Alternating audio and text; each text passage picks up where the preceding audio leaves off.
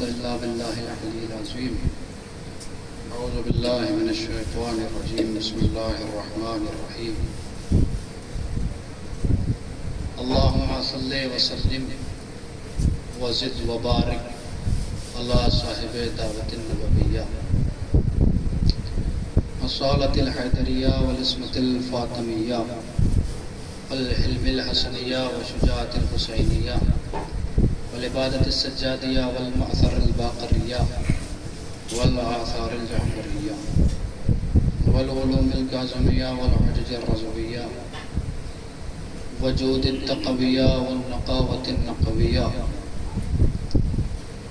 والهيبة العسكرية والغيبة الإلهية. صلوا على محمد وآل محمد. اللهم صل على محمد وآل محمد.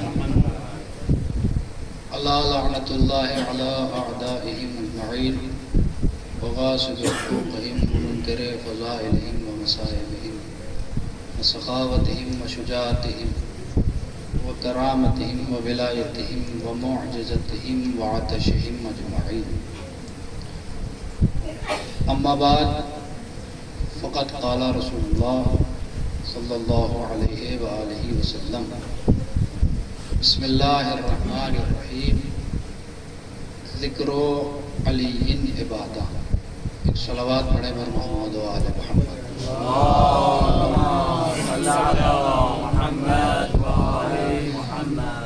حاضرین گرامی قدر اور ارباب عقل دانش، صاحبان فہم و فکر، علماء اور افاضل،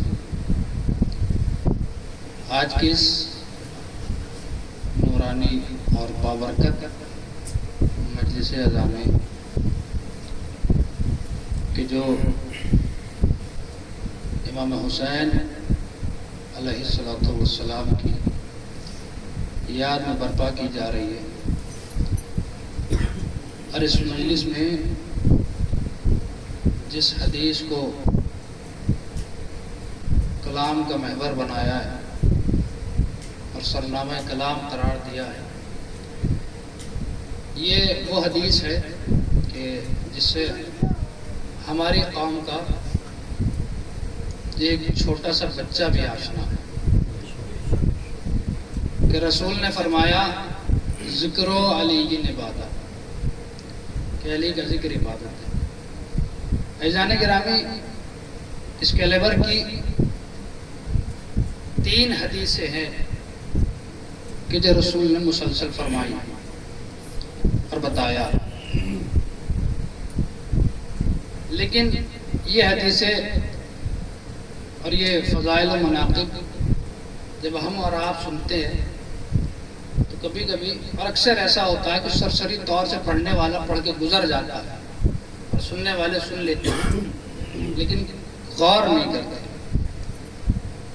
اگر آپ دقت کی نگاہ سے دیکھیں تو جو رسول فرما رہے ہیں کہ ذکر علی عبادت، علی کا ذکر عبادت، اس کے علاوہ 2 حدیثیں اور ہیں.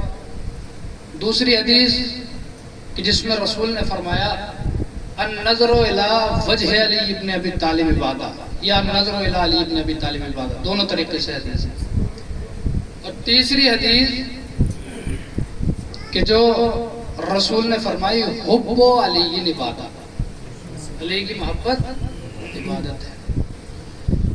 اگر آپ ان پہ غور کریں تو ان تینوں حدیثوں میں ایک خاص طریقے کا ربط پایا جاتا ہے، اور وہ ربط کیا ہے؟ وہ ربط ملاحظہ کر لیجئے. عزیزان گرامی، رسول نے فرمایا کہ ذکر علی عبادت، علی کا ذکر عبادت ہے. اور جب یہ حدیث رسول نے لوگوں تک پہنچائی اور لوگوں سے ہوتے ہوتے یہ حدیث ہم تک آئی. اب بہرحال مثال کے ذریعے اپنی بات کو واضح کروں، اور مثال بھی اپنے اوپر دے رہا ہوں اس لیے کہ غیر مناسب مثال ہے، اگر مناسب ہوتی تو آپ پہ دے رہا ہوں، نامناسب ہے اس لیے خود پہ دے رہا ہوں. جب رسول نے یہ فرمایا ذکر علی عبادت، کہ علی کا ذکر عبادت ہے، اور یہ حدیث فلا فلا فلا فلا سے ہوتی ہوئی ہم تک آ گئی. اور جب یہ حدیث مجھ تک آئی تو میں ہوں گونگا. اچھا لفظ ذکر کا کمال یہ ہے کہ اس میں گونگا اور بہرا دونوں آ جاتا ہے. تو میرے پاس سماعت بھی نہیں ہے اور میں بول بھی نہیں سکتا, تو میں تو عبادت سے محروم رہ جاؤں گا نا, اور میں عبادت سے محروم رہنا نہیں چاہتا. تو میں خدمت رسول میں آیا, دست بوسی اور قدم بوسی کر کے میں نے رسول سے کہا یا رسول اللہ, آپ نے فرمایا, ہم نے محسوس کیا کہ آپ کہہ رہے ہیں کہ علی کا ذکر عبادت ہے, اور میرے پاس نہ قوت سماعت ہے نہ قوت گویائی ہے, تو نہ میں بول کے عبادت کر سکتا ہوں نہ میں سن کے عبادت کر سکتا ہوں, تو میں اس عبادت سے محروم رہ جاؤں گا, اور میں اس عبادت سے محروم رہنا نہیں چاہتا. تو کوئی اور راہ حل نکالیے, کوئی اور دوسرا طریقہ بتائیے تاکہ میں بھی اس جیسی عبادت میں شریک ہو جاؤں. تو رسول نے فرمایا النظر الی وجہ علی ابن ابی طالب عبادہ, کہ علی کے چہرے کی طرف دیکھنا عبادت ہے. اب جب رسول نے یہ حدیث فرمائی کہ علی کے چہرے کی طرف دیکھنا عبادت ہے, اور پھر یہ حدیث فلا فلا فلا سے ہوتی ہوئی مجھ تک آئی, اور جب میں نے سنا کہ رسول فرما رہے ہیں کہ علی کے چہرے کی طرف دیکھنا عبادت ہے, تو میں پھر خدمت رسول میں آیا, پھر دست بوسی اور قدم بوسی کر کے خدمت رسول میں ہاتھوں کو جوڑ کے عرض کیا یا رسول اللہ, آپ نے فرمایا ہے کہ علی کے چہرے کی طرف دیکھنا عبادت ہے, اور میں ہوں نابینا, میرے پاس بینائی نہیں ہے, میں دیکھ کے عبادت نہیں کر سکتا.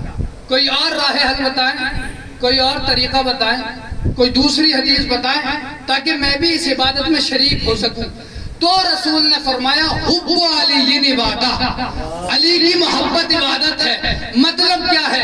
مطلب یہ ہے کہ اندھا کہے گا کہ میرے پاس آنکھ نہیں ہے, بہرا کہے گا کہ میرے پاس کان نہیں ہے, گونگا کہے گا میرے پاس زبان نہیں ہے, لیکن اب یہ کون کہے کہ میرے پاس دل نہیں ہے؟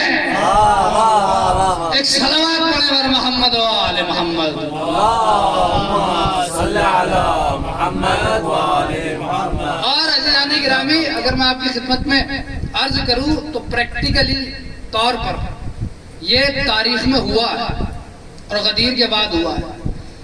لوگوں نے علی کی ولایت کا اعلان جو سنا تو سننے سے بھی انکار کیا ہے اور دیکھنے سے بھی انکار کیا ہے. یہ ایک تفصیل ہے کہ جب غدیر کے بعد علی نے 18 لوگوں کی ایک روایت میں تعداد بتائی ہے, اور ایک روایت میں ہے کہ 6 لوگ مولا کائنات لے گئے مسجد میں. وہ وقت ہے کہ جب رسول وفات پا چکے اور لوگ علی سے دوری اختیار کرنا لوگوں نے شروع کی. تو علی نے کہا کہ یہ بتاؤ, غدیر کے موقع پہ رسول نے مجھے تمہارا جانشین بنایا تھا کہ نہیں بنایا تھا؟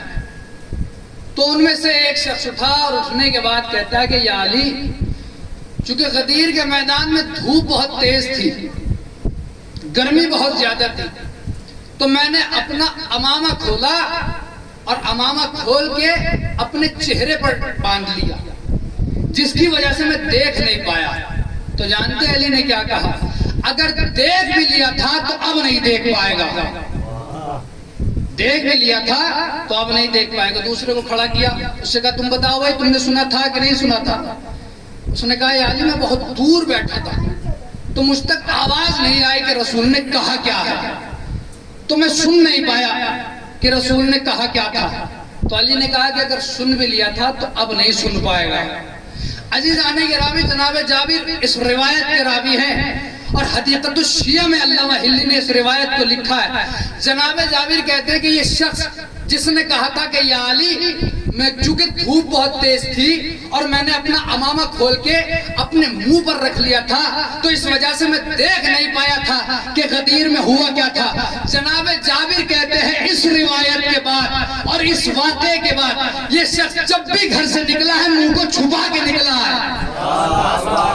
ایک صلوات پڑھے بر محمد و آل محمد. اللہم صلی علی محمد و آل محمد. جب بھی گھر سے نکلا منہ کو چھپا کے نکلا. تو رسول نے کیا کہا؟ ذکر علی عبادت, علی کا ذکر عبادت ہے. اب اسی کیلیبر کی 4 حدیثیں اور کہ جو رسول نے بیان کی. ظاہراً اگر آپ دیکھیں، ظاہراً اگر عبارت کے حوالے سے آپ دیکھیں تو وہ فضائل جناب امیر میں نہیں، لیکن اگر رسول کی دوسری احادیث پہ آپ غور کریں تو وہ بھی علی کے فضائل میں ہے، وہ بھی علی کے مناقب میں آتی. حدیث کیا ہے؟ رسول نے فرمایا، ابھی میں نے آپ کی خدمت میں 3 حدیث عرض کی، یہ چوتھی سن لیجیے. النظر الی الکعبۃ عبادہ، کہ کعبے کی طرف دیکھنا، کہ کعبے کو دیکھنا عبادت ہے. یہ رسول نے فرما دیا. اب دوسری حدیث فرمائی، کہتے ہیں کہ النظر الی المصحف عبادہ، قرآن کی طرف دیکھنا عبادت ہے. پھر تیسری حدیث بیان فرمائی، فرمایا کہ النظر الی الوالد عبادہ، والد کے چہرے کی طرف دیکھنا عبادت ہے. پھر چوتھی حدیث ارشاد فرمائی، النظر الی العالم عبادہ، عالم کے چہرے کی طرف دیکھنا عبادت ہے. تو جس رسول نے یہ کہا النظر الی الکعبۃ عبادہ، کہ کعبے کی طرف دیکھنا عبادت ہے، اسی رسول نے کہا یا علی انت بمنزلۃ الکعبہ، یا علی آپ کی بساط کعبے کی بساط ہے. جس رسول نے یہ کہا النظر الی المصحف عبادہ، کہ قرآن کی طرف دیکھنا عبادت ہے، اسی رسول نے کہا العلی مع القرآن والقرآن مع العلی. جس رسول نے یہ کہا کہ عالم کے چہرے کی طرف دیکھنا عبادت ہے، اسی رسول نے یہ بھی کہا انا مدینۃ العلم وعلی بابها، میں شہر علم ہوں، علی اس کا دروازہ ہے. تو جس رسول نے آخری حدیث اور چوتھی حدیث بیان کی کہ النظر الی الوالد عبادہ، والد کی طرف دیکھنا عبادت ہے، اسی رسول نے کہا انا والی ابوہ ہذہ الامہ. ایک صلوات پڑھ محمد و آل محمد. اللہم صل علی محمد و آل محمد. انا والی ابوہ ہذہ الامہ. دیکھیے میں ایک بات آپ کی خدمت میں عرض کروں، اور وہ یہ ہے کہ آپ چاہے کوئی روایت اٹھا لیں، چاہے کوئی حدیث دیکھ لیں، چاہے کوئی روایت دیکھ لیں، چاہے کوئی آیت دیکھ لیں، کسی نہ کسی رخ سے آپ کو اس میں فضائل جناب امیر نظر آئیں گے، وہ کوئی بھی رخ. اور علی کی ولایت اور ان کی محبت اور ان کا شیعہ ہونا یہ کوئی عام عہدہ نہیں،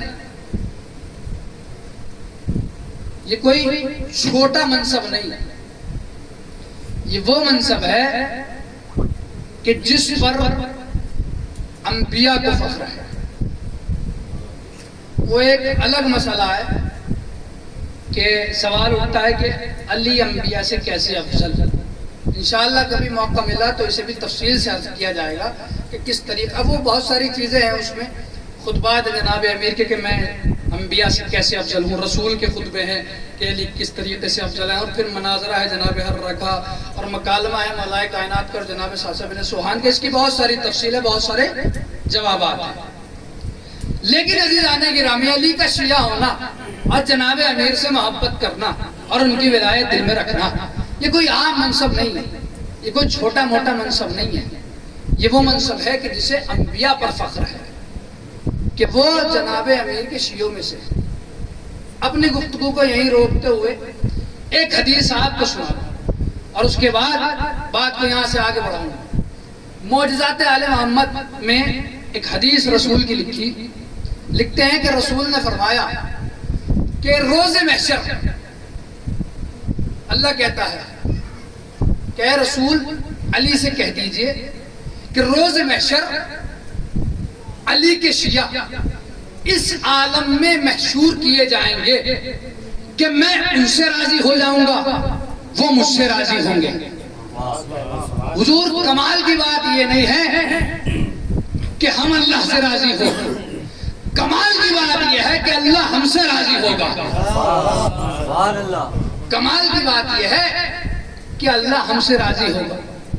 اور میرا دل، میں اسے عرض کر چکا ہوں، میرا دل اور یقین اور عقیدہ اس بات پر متفق ہے کہ ہمارا کوئی عمل ایسا نہیں ہے کہ جس کے ذریعے سے اللہ ہم سے راضی ہو جائے سوائے محبت جناب امیر کے۔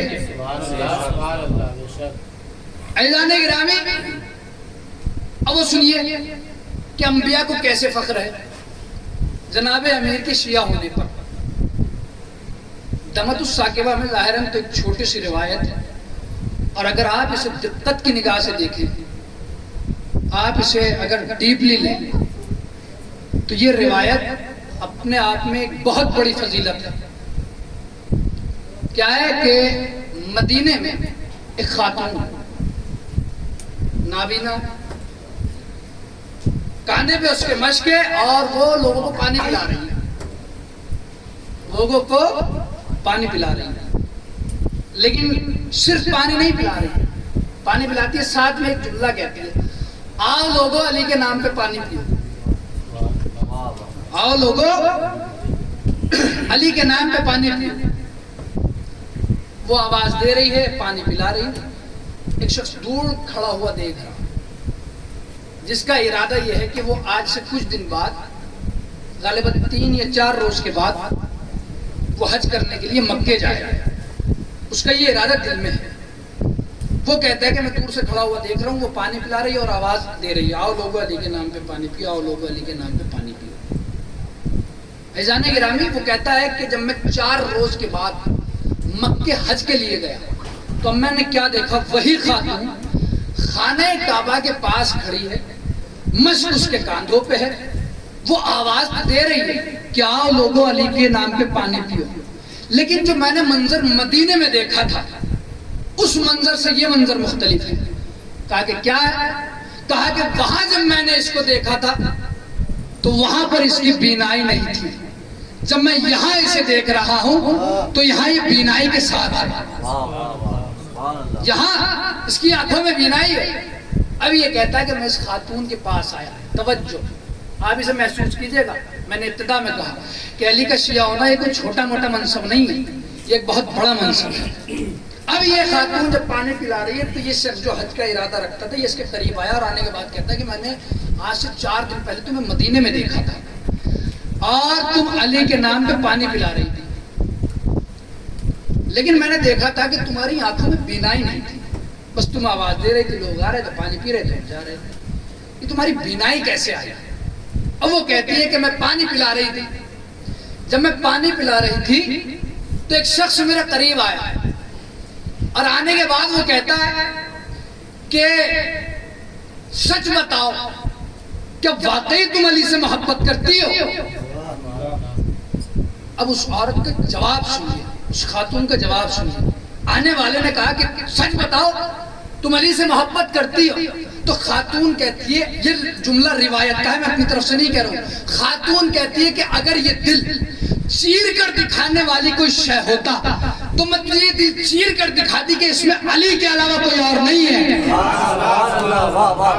اس میں علی کے علاوہ کوئی اور نہیں ہے۔ کہا اچھا، کہا کہ اگر بات ایسی ہے تو میں تیرے لیے دعا کرتا ہوں۔ اب وہ خاتون کہتی ہے جیسے ہی اس نے میرا جواب سنا، اس نے دونوں ہاتھوں کو اٹھایا اور اٹھانے کے بعد کہا کہ پروردگار اگر یہ اپنے دعوے میں سچی ہے تو ابھی اس کو اس کی بینائی لوٹا دے۔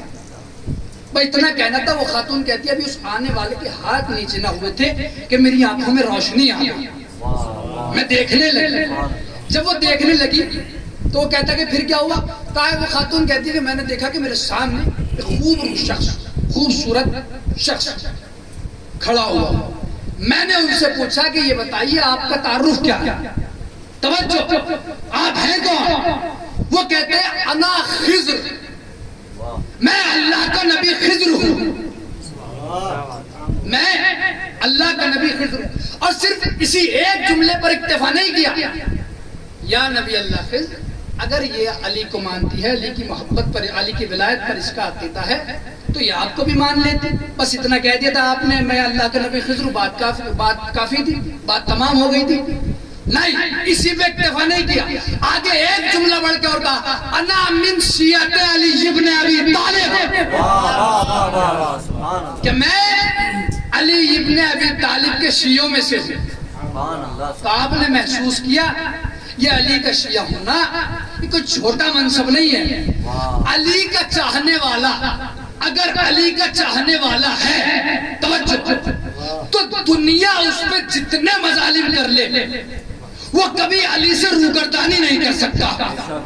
ابھی آپ نے جو پرانے طلاب ہیں انہوں نے دیکھا ہوگا جب داعش یہاں پہ آئی تھی, ایک جملہ نقل کر رہا ہوں ایک یہاں کے طالب علم ہی کا بتایا ہوا ہے, تو ایک ویڈیو اس میں ایک باپ اور بیٹا غالباً کاظمین کی وہ ویڈیو ہے وہ جا رہا ہے. توجہ علی کی محبت اور علی کا شیعہ ہونا کتنا ضروری ہے اور کتنا اہمیت رکھتا ہے. جا رہے داعش نے پکڑا اور پکڑنے کے بعد باپ کے سامنے بیٹے کے بندوق لگائی, گن لگائی اور لگانے کے بعد کہا کہ یہ بتاؤ تم علی ابن ابی طالب کو امام مانتے ہو؟ کہا کہ ہاں میں علی ابن ابی طالب کو امام مانتا ہوں. کہا کہ اگر ہم تم سے یہ کہیں کہ تم علی ابن ابی طالب کی ولایت کا انکار کرو, ان کی محبت کا انکار کرو, ان کی ولایت سے روگردانی اختیار کر لو اور ہمارے ساتھ شامل ہو جاؤ, تو تمہارا جواب کیا ہوگا؟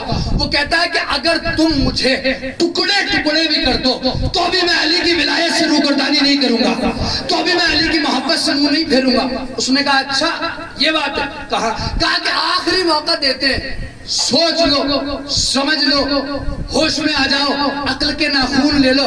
المختصر یہ کہ اس بیٹے کو باپ کے سامنے قتل کر دیا گیا لیکن باپ نے علی کی ولایت سے روگردانی نہیں کی. وہ مرتے مرتے بھی یہی کہتا رہا علی امامی, علی امامی, علی امامی, علی میرا امام ہے, علی میرا امام ہے, علی میرا امام ہے. عزیزان گرامی دور معصومین سے اور آج تک شیعوں پر طرح طرح کے ظلم ہوتے رہے ہیں, طرح طرح کے ستم ہوتے رہے ہیں, طریقے طریقے سے قتل کیا جاتا رہا, لیکن جیسے علی کے شیعہ اپنے علی کی ولایت پر ثابت قدم تھے ویسے ہی ہیں. انہوں نے کبھی علی کی محبت اور علی کی ولایت سے روگردانی نہیں کی. اس واقعے کو, مختصر سے واقعے کو جاننے کے بعد اتنا تو یقین ہو گیا ہے کہ اتنے لوگ علی کے دشمنوں کے نام پر جینے کو تیار نہیں ہے کہ جتنے لوگ علی کے نام پر مرنے کو تیار ہیں. صلوات پڑھے بر محمد و آل محمد.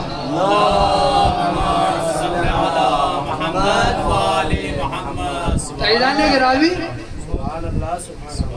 یہ, اور میں آپ کی خدمت میں عرض کروں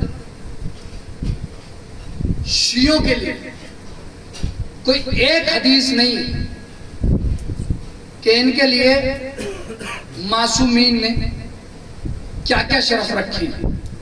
اب ایک تفصیل ہے لیکن بس آخر کلام میں ایک روایت آپ کو سنا کے اپنی بات تمام کروں.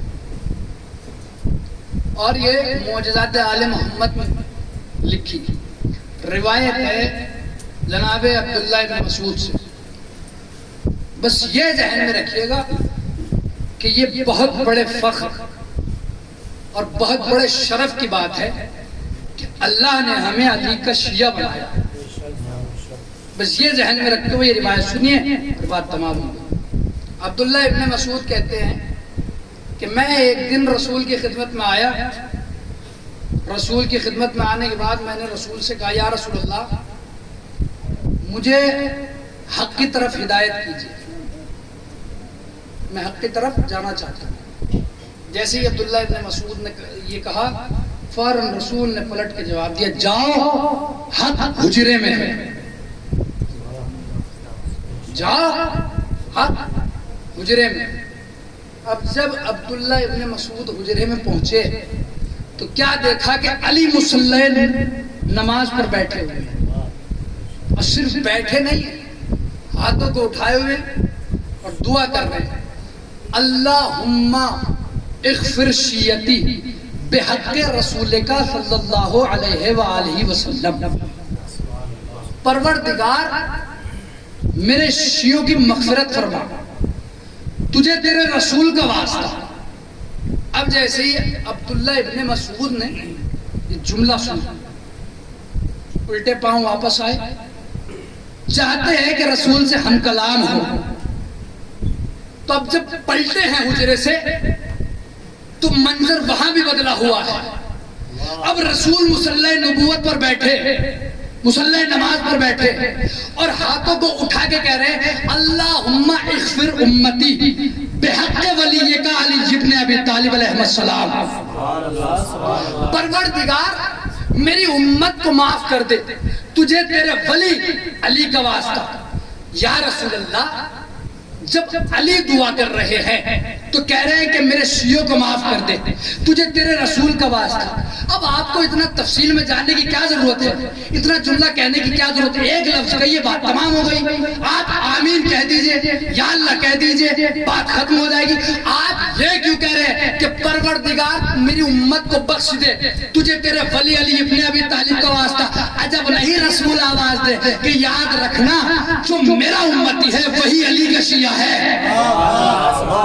اور جو علی کا شیعہ ہے وہی میرا امتی ہے. آج کے بعد فخر کیجئے گا آپ اپنی اپنی قسمتوں پر کہ آپ کو اللہ نے علی ابن ابی طالب کا شیعہ بنایا ہے, اس لیے کہ علی ابن ابی طالب نے ان ہاتھوں کو اٹھا کر آپ کے لیے مغفرت کی دعا کی ہے کہ جن ہاتھوں کو اٹھا کر کبیر نے یہ کہا تھا کہ پروردگار مجھے حسین کے لیے عباس دے دے, جن ہاتھوں کے ذریعے عباس کو مانگا گیا انہی ہاتھوں کے ذریعے آپ کی مغفرت طلب کی گئی. تو عزیزان گرامی, یہ ایک بہت بڑا منصب ہے اور ہم ہزارہ سجدہ شکر کریں اس شرف پر اور اس فخر پر, تو بھی کہیں. آج چکے تمام کی میں نے اپنی گفتگو ایک محرم الحرام گزر چکی ہے اور بہت جلد شب 2 محرم آنے والے. عزیزان گرامی, اولاً تو یہ کہ یہ وہ دن ہے کہ جن کا آپ کو اور ہمیں بے صبری سے سال سال انتظار رہتا ہے کہ کب وہ دن آئے, کب ہم حسین علیہ السلام کی مظلومیت پر گریہ کریں. لیکن یہ دن کب گزر جاتے ہیں, کب چلے جاتے ہیں, کسی کو پتہ بھی نہیں چلتا.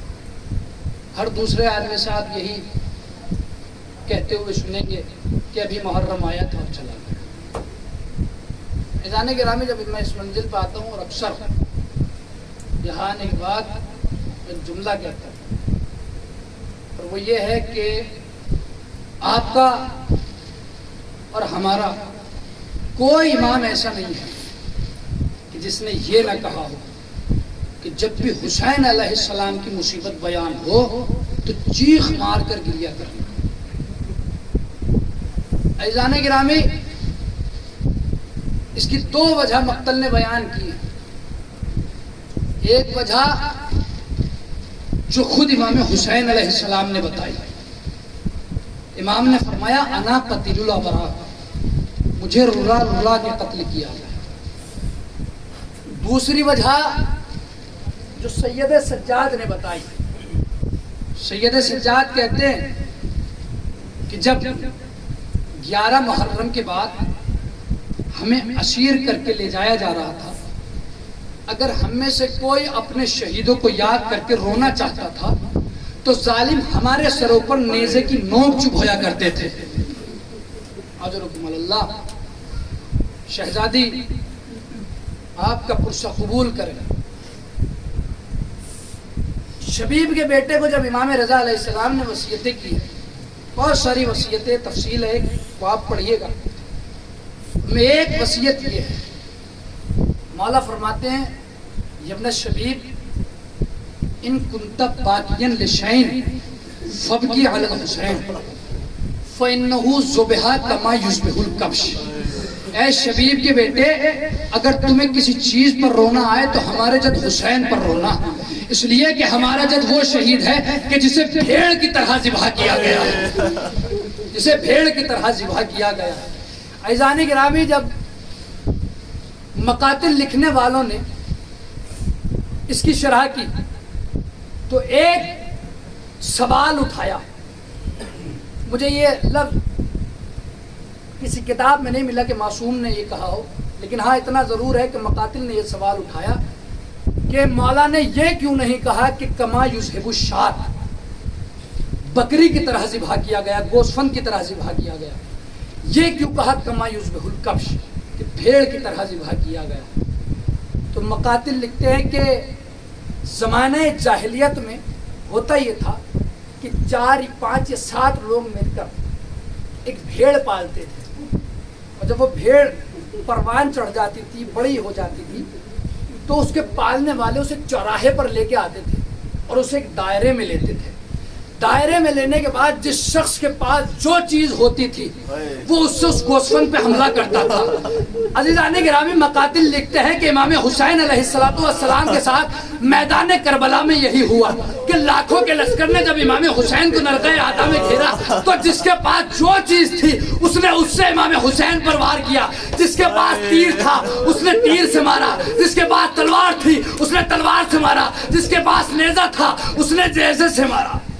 اجرکم اللہ، اللہ آپ کو کوئی غم نہ دے سوائے غم امام مظلوم کربلا کے، سوائے غم اہل بیت کے۔ اب سنیں گے بس ایک روایت اور بات تمام۔ عزیزان گرامی، کہ امام کو کس طریقے سے ذبح کیا گیا ہے، ایک روایت ہے اور بڑی قیامت کی روایت ہے۔ شیخ صدوق نے اس روایت کو لکھا ہے۔ وہ لکھتے ہیں کہ جب امام حسین علیہ السلام زین سے زمین پہ آئے ہیں نا، تو فوج میں چیمی گوئیاں ہونا شروع ہوئی کہ حسین کو قتل کون کرے گا۔ تو شیخ صدوق لکھتے ہیں کہ 2 لوگ آگے بڑھے، ایک سنان اور ایک شمر۔ شیخ صدوق لکھتے ہیں کہ یہ ملعون سنان امام حسین کی طرف آیا اور آنے کے بعد اخذ بلحیۃ الحسین وَيَضْرِبُ بِالسَّيْفِ فِي لَحْيَةِ فِي حَلْقِهِ، اور اس ملعون نے امام حسین علیہ السلام کی گردن پہ تلوار سے وار کرنا شروع کیا۔ لیکن عزیزان گرامی، بات یہاں ختم نہیں ہوئی۔ جب یہ تلوار سے وار کر رہا تھا تو اس نے وار کرتے کرتے ایک دم اٹھا، اور اٹھنے کے بعد اس نے ایک جملہ کہا، واللہ انی لاحتز راسک، کہ میں نے حسین کے گلے کو کاٹ تو دیا لیکن جدا نہیں کیا، کاٹ تو دیا لیکن جدا نہیں کیا۔ آگے روایت میں ملتا ہے کہ اس کے بعد شمر ملعون بڑھا اور حسین علیہ السلام کو ایک کروٹ دی۔ جب شمر ملعون نے پہلی ضرب چلائی تو حسین کی آواز آئی یا غیاث المستغیثین، دوسری ضرب چلائی تو آواز آئی یا جدہ، تیسری ضرب چلائی تو آواز آئی بسم اللہ الرحمن الرحیم، بسم اللہ و باللہ وعلی ملت رسول اللہ۔ ارے ضربیں چلتی گئی، حسین تڑپتے گئے۔ یہ منظر، ارے ایک ٹیلے سے 70 قدم کے فاصلے سے ایک بہن دیکھ رہی تھی اور آواز دے رہی تھی، اے پسر ساتھ میرا ماجا یا زبا ہو رہا ہے، اور تو کھڑا ہوا۔ سیال من نبی آئیے